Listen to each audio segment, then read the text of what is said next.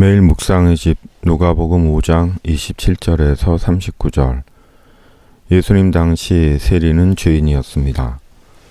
당시 로마 정부는 세금 징수하는 일을 유대인들에게 맡겼는데 유대인 세리들은 로마 제국이 정한 세금 이상의 돈을 동족 유대인들에게 갈취해 자신들의 주머니를 채웠습니다.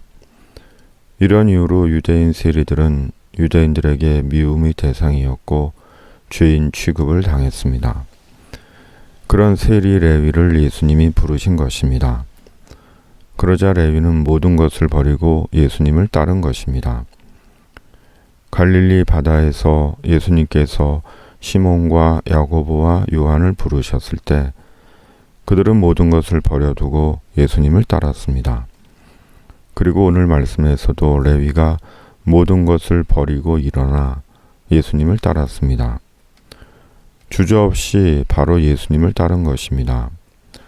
생각해보고 말씀드릴게요 라고 한 것도 하루 동안만 예수님을 따른 것도 아니라 생업을 내던지고 전적으로 예수님을 따른 것입니다. 그렇다면 어떻게 그런 일이 일어난 것일까요? 그것은 먼저는 레위와 시몬과 야고보와 요한 속에 존재와 삶에 대한 깊은 고뇌, 의미로운 인생에 대한 계속된 갈망이 있었기 때문입니다. 그리고 때가 익어 그들이 준비가 되었을 때 주님의 정하심 가운데 성령으로 부르신 것입니다. 사람은 누구나 의미로운 인생을 살기 원합니다. 그로 인해 갈등하고 고뇌하고 추구하기도 합니다. 그리스도인도 마찬가지입니다. 그렇다고 레위처럼 시몬처럼 잘 다니던 직장과 생업을 다 접고 예수님을 따르겠다고 신학교에 갈 수는 없습니다. 예수님은 지금 그것을 원하시는 것이 아닙니다. 먹고 살기 위한 세상 일 다 소용없어. 다 버리고 날 따라와 라고 하신 것이 아닙니다. 사람마다 주님의 정하심 가운데 때가 참에 하나님 나라 위에 주님의 제자로 부르신 것입니다. 그리스도인 된 우리는 모두 신학교에 가고 목사가 되고 선교사가 되고 복음 전도자가 되지 못합니다. 그럴 수 없습니다. 주님의 정하신 부르심을 따라 자기의 인생을 삽니다.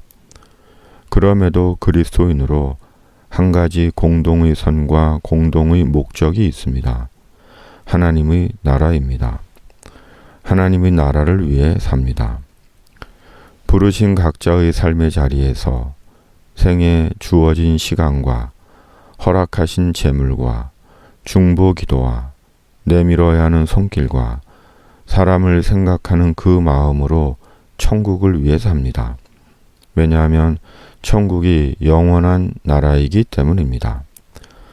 세상적인 욕심에 매여 있는 사람에게 영원하신 예수님, 영원한 천국을 위해 산다는 것은 기독교라는 종교에 빠진 사람들의 종교적 신념일 뿐입니다. 특히 극단적이며 반사회적인 기독교인의 신앙적 태도나 기독교를 내세운 거짓 집단의 개인과 가정과 공동체에 대한 파괴적인 행태는 더더욱 기독교 신앙에 대한 오해와 반감을 심화시킵니다. 예수님은 새로움입니다. 영혼의 새 옷이고 인생의 새 포도주입니다.